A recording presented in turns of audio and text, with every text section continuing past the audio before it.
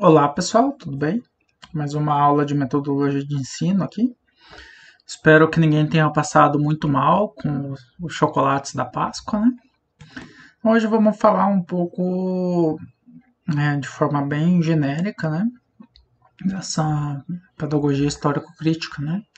Que é uma outra forma que a gente pode pensar em abordar os conteúdos de física. Então, ela tem algumas formas de se pensar, né? Essa sequência, né, de como iniciar. E a primeira preocupação que a gente deve ter aí naquilo que a gente chama de prática social, né, dos alunos, a gente está trabalhando e investigar junto com eles, né, uma temática dessa prática social, né, dessa vivência em comunidade, de algo que tem relação com a vivência desses alunos, né? E muitas vezes é um caso complexo, né? Porque se a gente for pensar em alguns conteúdos da física, de forma direta, né? Que a gente possa pensar ligando alguns pontos, por exemplo, essa prática social ela é um pouco mais nebulosa do que a gente possa imaginar, né? Mas se a gente for pensar, é, por exemplo, é um exemplo que eu já dei várias vezes, né? Aquela questão de trânsito, ainda mais aí em Paranaguá, que tem bastante trânsito de bicicleta, né? A gente poderia pensar nesse conteúdo. Se a gente fosse pensar em termodinâmica, a gente também pode pensar em alguns equipamentos domésticos, né? O seu consumo, a sua eficiência energética.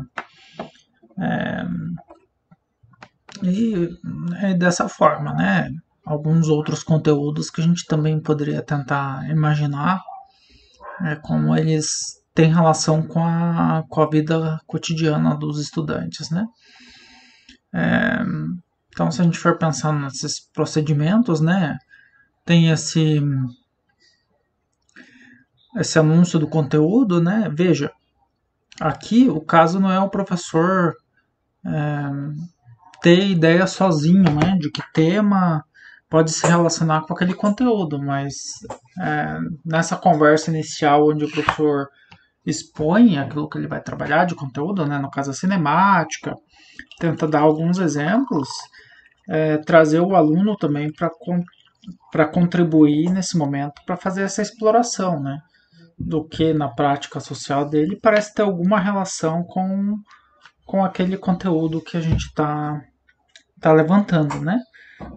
Da mesma forma que o professor pode trazer algumas ideias já prévias, também é nessa etapa que investiga-se quais seriam esses interesses dos alunos, né, nesse sentido também. E o que poderia ser investigado relacionado ao conteúdo. Então, essa seria a primeira parte, né, fazer esse levantamento. Depois desse levantamento, o que a gente deveria fazer é essa delimitação, né, teórica necessária, aquilo que a gente vai precisar investigar, né? O que a gente precisa dominar ali de conteúdos, o que a gente precisa investigar mais nessa prática social que a gente escolheu para conseguir entender melhor aquela prática social e até entendê-la de outra forma, né? Então, quais seriam as principais interrogações que a gente poderia levantar ali? E é nesse momento que as tensões entre conteúdo e as questões sociais elas vão se construindo, né?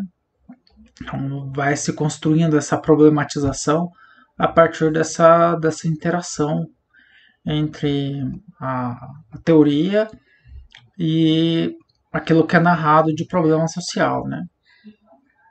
Então toda essa construção ela é mediada pela atividade do professor, né? Ele que talvez tenha mais domínio do conteúdo e possa fazer essa extrapolação, né, essa inter-relação, e ajudando os alunos a discutir sobre essas relações, né, entre o conteúdo e aquilo que eles têm de prática social. Então, essa segunda etapa é levantar quais são os problemas, quais são as questões o que é necessário dominar, talvez quais são as estratégias, né? Também para dominar, né? Aquilo que precisa ser conhecido. É uma outra etapa posterior, né? É justamente a etapa de construção desse conhecimento, né? Então, se a gente for pensar nesse momento, é um momento onde é trabalhado efetivamente com o conteúdo escolar, sempre tentando traçar relações com o problema da prática social, né? Então é nesse momento onde tem as explicações, onde tem os trabalhos em grupo sobre o conteúdo, onde tem as atividades práticas sobre o conteúdo. Então é nesse momento onde se tenta construir, analisar, fazer a elaboração científica acerca daquele problema, né? E essa elaboração científica ela é mediada pelo professor, né? E quando eu falo elaboração é justamente para se sair desses concepções prévias ali, esses levantamentos prévios, a necessidade de uma elaboração maior, né, acerca dessa problemática. Então é análise, levantamento de hipóteses, é um conjunto de outras operações mentais que na vida cotidiana, por exemplo, a gente acaba não fazendo. Então, nesse momento de instrumentalização, é o momento de se trabalhar com o conteúdo em si, né? Se fazer essa construção teórica a partir dessas várias operações mentais e desses métodos de ensino também que a gente pode utilizar, né? Como apresentação de aulas, trabalhos em grupo, leituras individuais, né? E várias outras estratégias a gente pode ter elencado para trabalhar com esse conteúdo. E sempre tentando, de uma forma ou de outra, traçar relação com o problema que iniciou, né, essa investigação teórica. Bom, uma próxima etapa é a etapa de catarse. Né? O que ela significa é a produção, a sintetização daquilo que o aluno aprendeu, né? Então, a expressão de tudo aquilo que ele elaborou durante o processo de instrumentalização e os anteriores também. Então, é basicamente nesse momento que ocorre também um dos processos da avaliação. Né? Ela pode ser informal, no sentido que o aluno informa o professor aquilo que ele está aprendendo.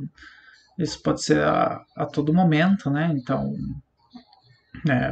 o aluno espontaneamente vai e conta ao professor. Isso pode ser feito em várias etapas, né? Durante todo o desenvolvimento do processo. E a outra forma de avaliar é aquela mais formal, né, onde tem um instrumento bem específico que o professor entrega aos alunos e eles o respondem.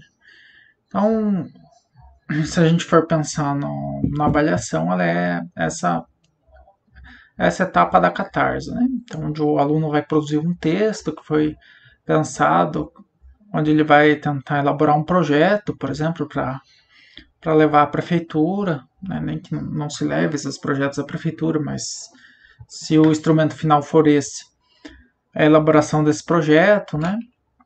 Como uma avaliação formal lá, que ele traga todos os conhecimentos da física, por exemplo, elaborados da cinemática, relacionados com a problemática social, né? Que se tem acerca do transporte individual por bicicleta, né? E o retorno à prática social é justamente perceber como esse conhecimento tem um potencial transformador, né, da forma como esses alunos se relacionam com a sua vida cotidiana, né, no sentido de entender uma nova atitude prática, né, uma proposta de ação, por exemplo, de levar essa proposta e fazer talvez uma atividade militante, né, para aumentar a quantidade de ciclovias na região.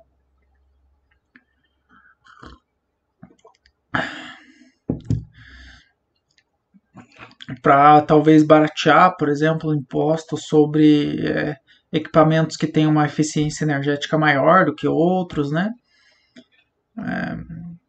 e talvez taxar equipamentos que têm uma eficiência energética menor, né? Uma proposta de ação que poderia ser pensada nesse sentido. Então, então essa é uma metodologia que a gente pode pensar em que de forma mais talvez menos relacionada com o ensino de física em si, né? Não tem nada específico do ensino de ciências, mas sim do ensino de forma geral, né? De trabalhar a realidade dos alunos e como a escola e a educação têm esse papel transformador, né? Do, do entendimento sobre a própria realidade, né? Isso pensando naqueles objetivos que a gente já comentou, né? Sobre a alfabetização científica e outros objetivos assim.